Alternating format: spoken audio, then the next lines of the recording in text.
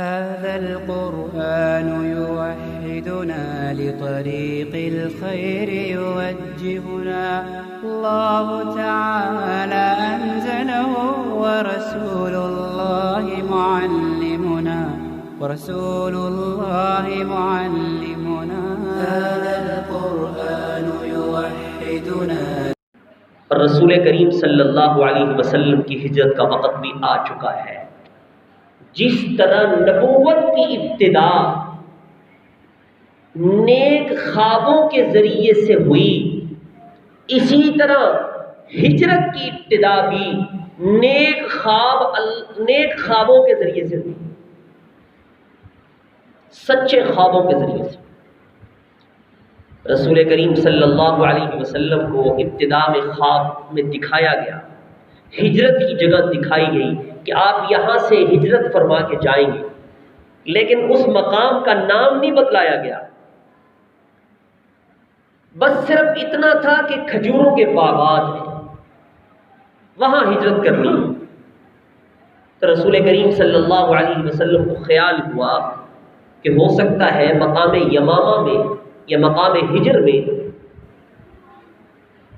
یا ایک اور دو جگہ تھی، فرمایا شاید ہو سکتا ہے کہ وہاں پہ ہم ہجرت کریں، لیکن ابھی تک اللہ کی طرف سے کوئی واضح حکم نہیں آیا تھا. پھر اس کے بعد دوسری حدیث میں آتا ہے، ترمذی شریف میں موجود ہے کہ رسول کریم صلی اللہ علیہ وسلم کو یہ بھی کہا گیا کہ آپ یہ علاقہ بحرین اور اسی طرح مدینہ، ان علاقوں میں سے آپ جس میں چاہے ہجرت فرما لیں. اختیار اللہ نے دے دیا.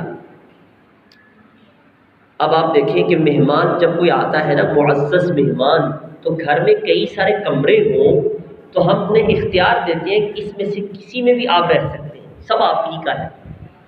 تو گویا کہ اللہ رب العزت یہ اشارتاً بتلانا چاہتے تھے کہ یہ بھی علاقہ ہے، یہ بھی ہے، یہ بھی ہے، آپ جس کی طرف چاہیں ہجرت فرما لیں، آپ کو اس میں اختیار ہے. اور ایک حدیث میں یوں ہے کہ مدینہ طیبہ کی طرف حکم ہوا ہجرت کرنے کا.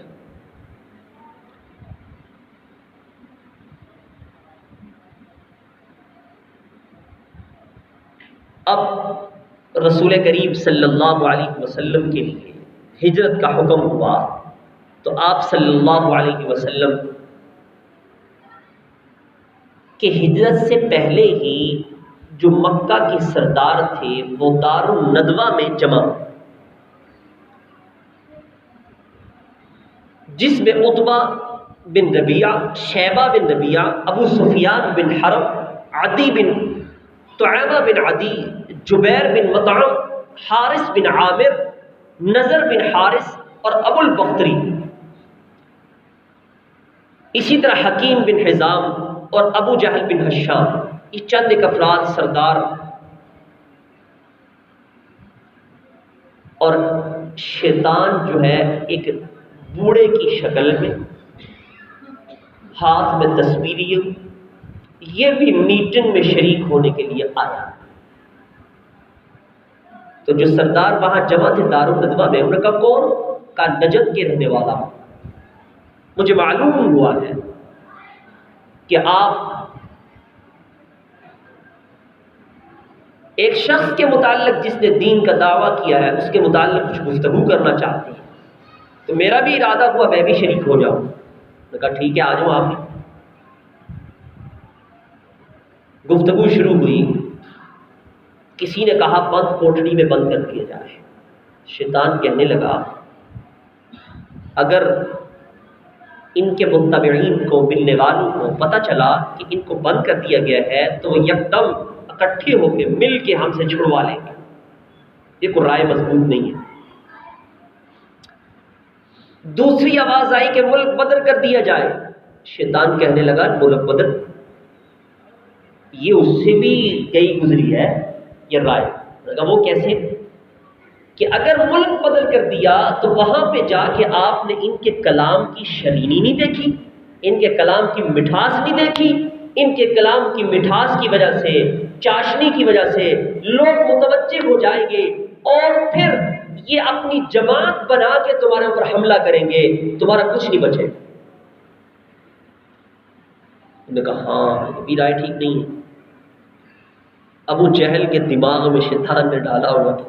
ابو جہل کہنے لگا میری رائے ہے ہم ایسے کرتے ہیں کہ سارے قبیلوں کے نوجوان جمع کر لیں،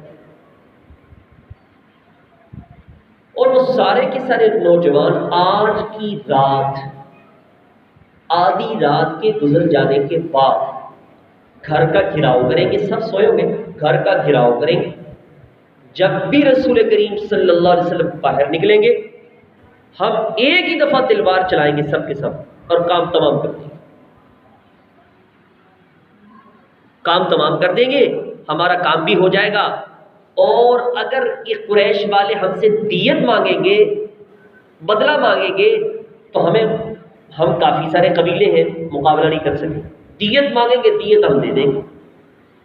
شیطان کہنے لگا ہاں یہ رائے بڑی مضبوط ہے۔ تو حاضرین مجلس کو بھی یہ رائے بڑی پسند آئی۔ ادھر رسول کریم صلی اللہ علیہ وسلم پہ اللہ نے قرآن نازل فرمایا، وَإِذْ يَمْكُرُ بِكَ الَّذِينَ كَفَرُوا لِيُثْبِتُوكَ أَوْ يَقْتُلُوكَ۔ یہ کافر چاہتے ہیں آپ کو قید کرنا یا قتل کرنا۔ فَيَمْكُرُونَ وَيَمْكُرُ اللَّهُ وَاللَّهُ خَيْرُ الْمَاكِرِينَ۔ یہ بیٹھے تدبیریں کر رہے ہیں، سوچ و بچار کر رہے ہیں، اللہ کہتے ہیں میں بھی تدبیر کر رہا ہوں۔ واللہ خیر الماکرین، فرمایا بہترین تدبیر اللہ کی ہے۔ رسول کریم صلی اللہ علیہ وسلم کو حکم ہوا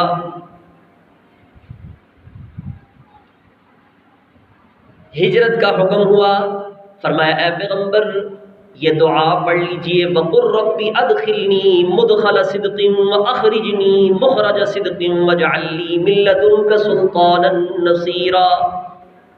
پروردگار مجھ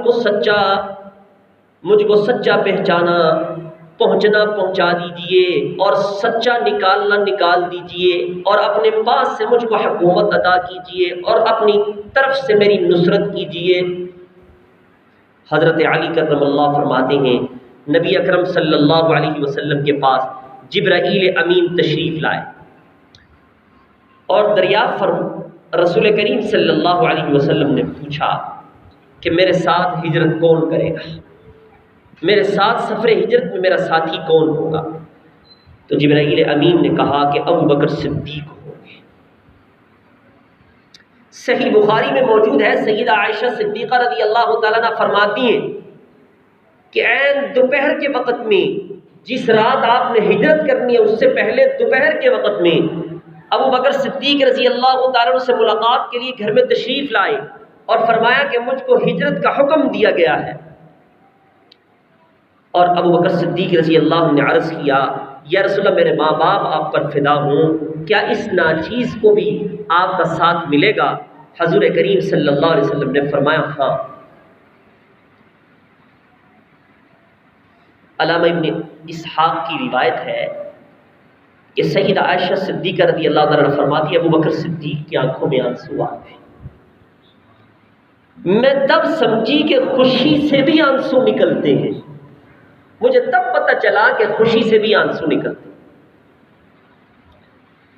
اور ابو بکر صدیق رضی اللہ تعالیٰ نے 2 اونٹنیاں تیار کر رکھی ہیں، 4 مہینے سے ببول کے پتے کھلا کھلا کر عرض کیا یا رسول اللہ میرے ماں باپ آپ پر فدا ہوں، ان میں سے جس کو آپ پسند کریں گے وہ میری طرف سے آپ کے لیے ہدیہ ہے۔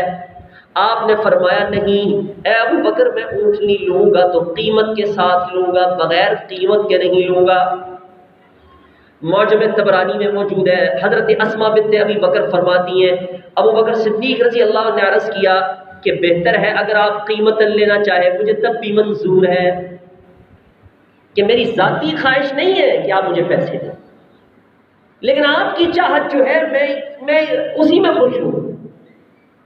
میری چاہت تو تھی کہ میری طرف سے ہدیہ ہے، لیکن اگر آپ کی چاہت یہ ہے تو میں اس پہ بھی راضی ہوں۔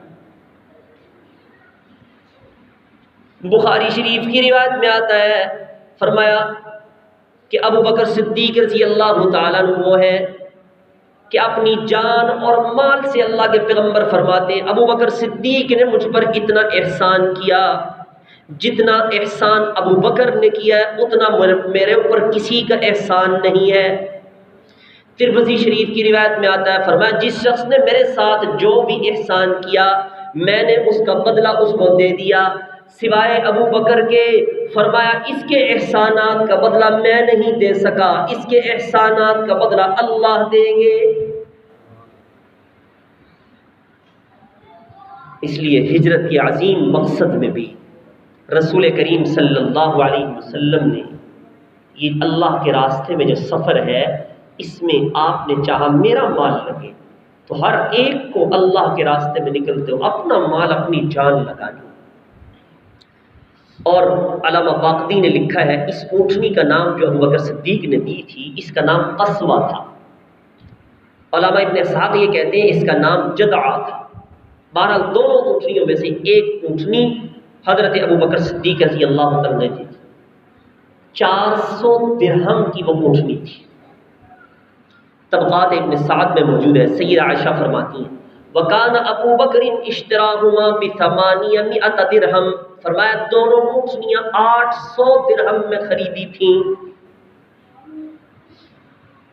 حضرت ابن عباس رضی اللہ عنہ فرماتے ہیں جبرائیل امین نے آ کے قریش کے مشورے کی اطلاع کہ یہ بیٹھے نامراد یہ مشورہ کر رہی ہیں، آپ کے قتل کے بارے میں مشورہ کر رہی ہیں۔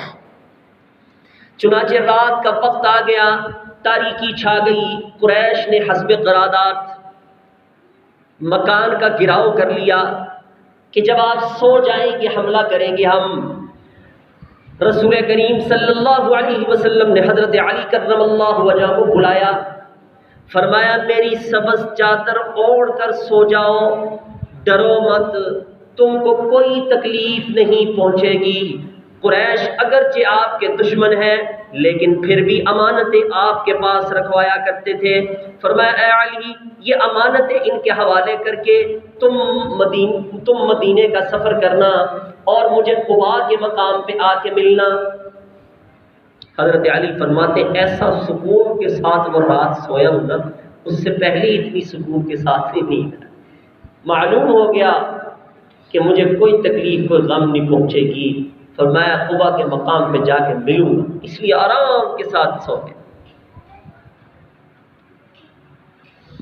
حضرت علی رضی اللہ عنہ انہوں نے صبح کو امانتیں لوگوں کے سپرد کی۔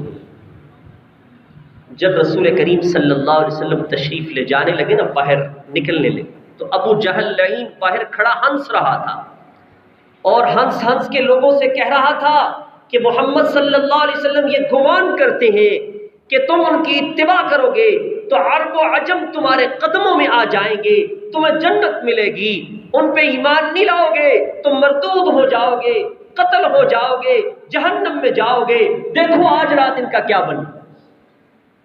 رسول کریم صلی اللہ علیہ وسلم یہ گفتگو سنتے ہوئے باہر تشریف لاتے ہیں اور مٹھی میں لی اور سورہ یاسین کی تلاوت کرتے ہوئے فَأَغْشَيْنَاهُمْ فَهُمْ لَا يُبْصِرُونَ تک پڑھتے ہوئے یوں سب کی طرف پھینک دی۔ اللہ کہتے ہیں کہ قرآن مقدس میں یہ آپ نے نہیں پھینکی، یہ آپ نے ان کی آنکھوں میں نہیں پہنچائی، یہ ہم نے پہنچائی۔ ان کے سروں پر خاک ڈالی، اللہ نے ان کی آنکھوں پہ پردہ ڈال دیا، سامنے سے گزر گئے لیکن کسی کو کوئی پتہ نہیں ہے۔ سیدھا ابو بکر صدیق رضی اللہ تعالیٰ کے گھر پہ گئے، ابو بکر صدیق رضی اللہ عنہ کو ساتھ لیا، جبل ثور کا راستہ لیا، وہاں پہ غار میں پہنچ گئے۔ ایک شخص آپ صلی اللہ علیہ وسلم کے مکان کے پاس سے اسی وقت گزرا جب رسول کریم صلی اللہ علیہ وسلم تشریف لے گئے۔ قریش کی جماعت کھڑی ہوئی تھی، پوچھا کیوں کھڑے ہو، کس کے منتظر ہو؟ انہوں نے کہا کہ محمد صلی اللہ علیہ وسلم کے منتظر ہیں۔ انہوں نے کہا وہ تو تمہارے سروں پہ پٹی ڈال کے نکل بھی گئے۔ انہوں نے اس کی بات پہ اعتبار نہیں کیا کہ ابھی تو ہم یہاں کھڑے ہیں، ہم نے جاتے ہوئے کسی کو دیکھا نہیں ہے، یہ کیسے ہو سکتا ہے، کھڑے رہے۔ اچھا آپ دیکھیں کافر ہونے کے باوجود، مشرک ہونے کے باوجود، جانی دشمن ہونے کے باوجود گھر کے اندر قدم نہیں رکھا، گھر کے باہر کھڑے، کیونکہ عربوں کے اندر یہ بات عیب تھی کہ گھر میں مستورات ہوتی ہیں، لہذا گھر میں اندر داخل نہیں ہونا۔ آج کے ان پولیس والوں کو، آج کے ان ملک کے متوالوں کو کون سمجھائے؟ یہ شریعت کے حکم کی واضح خلاف ورزی ہوتی ہے۔ کسی کو پکڑنا ہوتا ہے تو اس کے گھر میں چھاپا مارنے کی اجازت نہیں، باہر کھڑے۔ ان کو کیا اسلام کے ساتھ تعلق ہے؟ لیکن جو نوجوان لگیں اس چیز کو سامنے رکھیں، ایسی حرکتیں نہ کریں جو شریعت کے خلاف ہو۔ اب جب صبح ہوئی تو دیکھا کہ حضرت علی رضی اللہ عنہ باہر نکل رہے ہیں۔ سارے دیکھ کے حیرانی، یہ کیا، یہ کیسے ہو گیا؟ ابو جہل کہتا ہے محمد کہاں ہے؟ تو حضرت علی رضی اللہ تعالی اطمینان سے جواب دیا، چلے گئے۔ کہاں گئے؟ جہاں جانا تھا۔ کہاں گئے؟ کہا جہاں جانا تھا۔ اب جو ہے سب طرف اعلان ہوا۔ اچھا، رسول کریم صلی اللہ علیہ وسلم جب مکہ سے باہر نکل رہے تھے تو روایات میں آتا ہے بلند ٹیلے پہ کھڑے ہو کے مکہ کو دیکھا اور خطاب کر کے فرمایا واللہ انک لخیر ارض واحب ارض الی اللہ ولولا انی اخرجت منک ما خرجت، کہ خدا کی قسم سب سے بہتر زمین تو ہے، سب سے زیادہ اللہ کے نزدیک محبوب ہے، اگر میں نکالا نہ جاتا تو میں تجھ سے نہ نکلتا، میں یہی رہتا۔ رسول کریم صلی اللہ علیہ وسلم یہاں سے غار میں پہنچتے ہیں۔ سیدنا ابو بکر صدیق رضی اللہ عنہ کا سارا گھرانہ ہی غلام ہے۔ بڑی صاحبزادی حضرت اسماء ناشتہ تیار کرتی ہے جلدی جلدی سے کہ ساتھ لے کے جانا ہے، پانی کے لیے مشکیزہ تیار کرتی ہے، باندھنے کے لیے رسی نہیں ملتی، جلدی جلدی دوپٹہ اتارا، اس کے 2 ٹکڑے کیے، ایک سے کھانے کو باندھ دیا، ایک سے مشکیزے کو باندھ دیا۔ حضرت اسماء کا ایک لقب ہے ذات النطاقین۔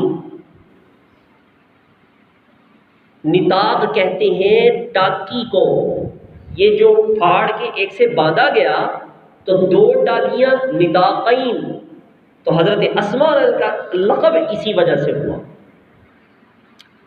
اور پھر علامہ ابن سعد کی روایت ہے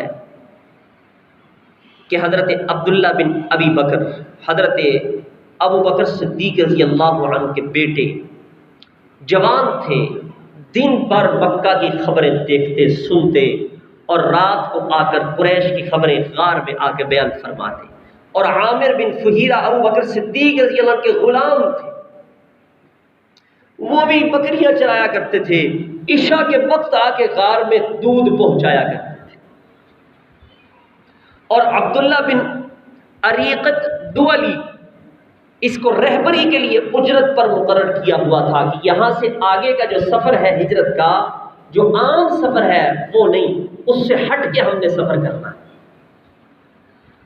وہ رسول کریم صلی اللہ علیہ وسلم نے خود طے فرمایا تھا، اور یہ اونٹنیاں بھی وہاں پہ آپ نے پہنچا دیں گی۔ حضرت ابو بکر صدیق ان کے ذمے لگا دی۔ تو تیسرے روز عامر بن فہیرہ وہاں پہ اونٹنیاں لے کے حاضر ہوئے، یہاں سے آگے مدینہ طیبہ کا سفر شروع ہوگا۔ امام بیہقی نے لکھا ہے کہ جب غار کی طرف روانہ ہوئے تو سیدنا صدیق اکبر رضی اللہ تعالیٰ عنہ کی بے چینی کا یہ عالم تھا کہ کبھی آگے چلتے ہیں، کبھی پیچھے چلتے ہیں، کبھی دائیں چلتے ہیں، کبھی بائیں چلتے ہیں۔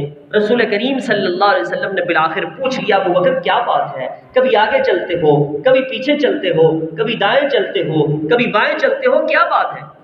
عرض کیا یا رسول اللہ، مجھے جب خیال آتا ہے کہ کہیں کوئی پیچھے سے نہ آ جائے میں پیچھے چلتا ہوں، خیال آتا ہے آگے سے کوئی آپ کو تکلیف نہ پہنچائے تو آگے آ جاتا ہوں، خیال آتا ہے دائیں طرف سے کوئی آپ کو تکلیف نہ پہنچائے تو ادھر آ جاتا ہوں، خیال آتا ہے کوئی بائیں طرف سے تکلیف نہ پہنچائے تو ادھر آ جاتا ہوں۔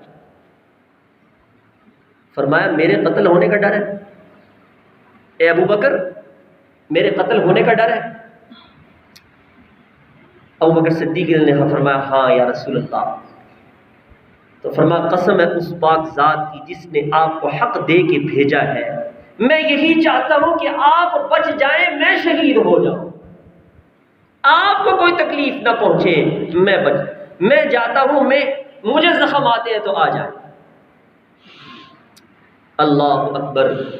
دلائل بیہقی میں موجود ہے، حضرت عمر رضی اللہ عنہ کے سامنے جب حضرت ابو بکر کا ذکر آتا تو فرماتے ابو بکر کی ایک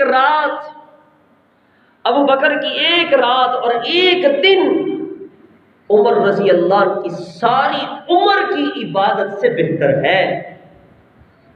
ابو بکر کی ایک رات اور ایک دن عمر رضی اللہ عنہ کی ساری عمر کی نیکیوں سے بہتر ہے۔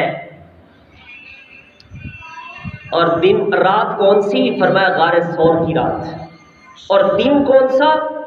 فرمایا کہ جب رسول کریم صلی اللہ علیہ وسلم دنیا سے رخصت ہوئے اس وقت چاروں طرف سے لوگ دائرہ اسلام سے نکل رہے تھے اور غم کی فضائیں تھیں۔ اس وقت رسول کریم صلی اللہ علیہ وسلم کی وفات پر اگر کسی نے لوگوں کو سنبھالا تو وہ ابو بکر صدیق تھے۔ آپ نے فوراً قافلے روانہ کیے جہاد کے لیے۔ حضرت عمر رضی اللہ عنہ جیسے کہنے لگے ابو بکر ابھی تو غم ہے، غم تازہ ہے، ذرا کچھ دیر ٹھہر نہ جائیں۔ حضرت عمر رضی اللہ عنہ کے سینے پہ زور سے ہاتھ مارا، فرمایا عمر جاہلیت میں تو بڑے بہادر بنتے تھے، اب اسلام میں تمہیں کیا ہو گیا؟ فرمایا ایک انچ بھی اگر کوئی اسلام سے پیچھے ہٹے گا میں اس سے جنگ کروں گا۔ فرمایا کوئی زکوٰۃ میں رسی بھی دیتا تھا، نہیں دے گا میں جنگ کروں۔ حضرت عمر کہتے ہیں بعد میں واقعی اللہ نے ابو بکر پر بات کو ایسا کھولا تھا کہ ابو بکر کے اس اقدام کی وجہ سے جتنے بھی ادھر ادھر ہونے والے سارے واپس داخل ہو، ایک ذرہ برابر بھی پیچھے نہیں ہٹے۔ تو سیدنا عمر فاروق فرماتے ہیں کہ ابو بکر کی ایک رات اور ایک دن، فرمایا یہ وہ ہے کہ ساری زندگی کی میری نیکیاں لے لو، ساری زندگی کی میری نیکیاں۔ فرمایا ابو بکر کی یہ ایک دن اور ایک رات اس سے بڑھ کر ہے۔ سیدہ عائشہ صدیقہ رضی اللہ تعالیٰ عنہ تشریف فرمایا رسول کریم صلی اللہ علیہ وسلم سے پوچھنے لگی نیکیوں کے متعلق، عمر رضی اللہ تعالیٰ عنہ کی نیکیاں کتنی؟ فرمایا عمر رضی اللہ تعالیٰ عنہ کی نیکیاں اتنی جتنی آسمان پر ستارے، جتنی آسمان پر ستارے۔ دل میں بات آئی پھر ابو بکر صدیق کا کیا ہوگا؟ ابو بکر صدیق کا کیا ہوگا؟ کہا ان کے مقام و مرتبے کو کون پہنچ سکتا ہے؟ ابو بکر کے احسانات کا بدلہ میں نہیں دے سکا، اس کا بدلہ اللہ دے گا۔ ان اللہ لیتجلی للناس عامہ ولکن لیتجلی لابی بکر خاصہ۔ اللہ قیامت میں تجلی فرمائیں گے سارے لوگوں پر، لیکن ابو بکر صدیق ایسے ہوں گے جس پہ خاص تجلی فرماویں گے اور دیکھ کے مسکرائیں گے اور پوچھیں گے ابو بکر راضی ہو؟ کیا عالم ہوگا سیدنا ابو بکر صدیق رضی اللہ۔ سیدنا ابو بکر صدیق فرماتے ہیں جب یہاں پہنچے ہم غار میں تو اس غار کے اندر اب مشرکین پیچھے تلاش کرتے ہوئے یہاں پہنچتے ہیں۔ ترمذی شریف کی روایت ہے، مسند احمد کی روایت ہے۔ فرمایا کہ جب غار میں تلاش کرتے ہوئے پہنچے منہ پہ آ کے کھڑے ہو گئے، اس وقت میں نے آپ سے عرض کی یا رسول اللہ ان میں سے اگر کسی نے نظر اپنے قدموں، ہمارے قدموں پر کسی کی نظر پڑ گئی تو یقیناً یہ ہم کو دیکھ لے گا۔ حضور پاک صلی اللہ علیہ وسلم نے کیا ارشاد فرمایا؟ فرمایا ما ظنک یا ابا بکر باثنین اللہ ثالثہما۔ فرمایا ابو بکر ان دو بندوں کے متعلق تمہارا کیا خیال ہے جن کے ساتھ تیسرا اللہ ہو؟ ادھر کفار کی طاقتیں ہیں تو ادھر خدا ہے۔ ادھر کفار اپنی طاقت پہ اکڑ کر رہے ہیں تو ادھر اللہ کی ذات ہے۔ رسول کریم صلی اللہ علیہ وسلم نے دیکھا ابو بکر صدیق کو بڑے غمگین ہیں، بڑے پریشان ہیں، تو ارشاد فرمایا لا تحزن ان اللہ معنا، ابو بکر غم نہ کھا، ہمارے ساتھ اللہ ہے۔ ابو بکر غم نہ کھا، ہمارے ساتھ، پریشان تھے تو تسکین کے لیے فرمایا۔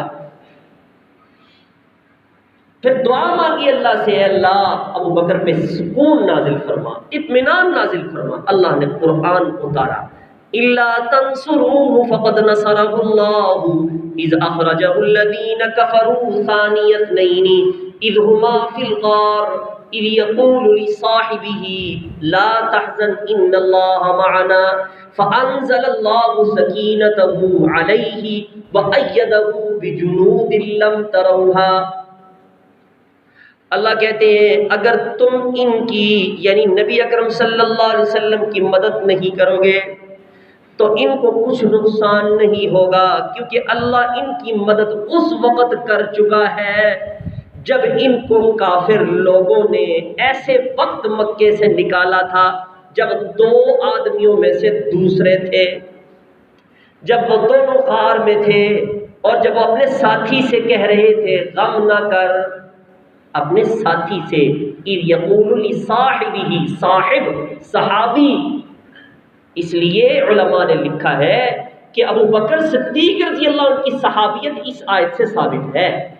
جو ابو بکر صدیق رضی اللہ عنہ کے صحابی ہونے کا منکر ہے وہ قرآن کی اس آیت کا منکر ہے، دائرہ اسلام سے خارج ہے۔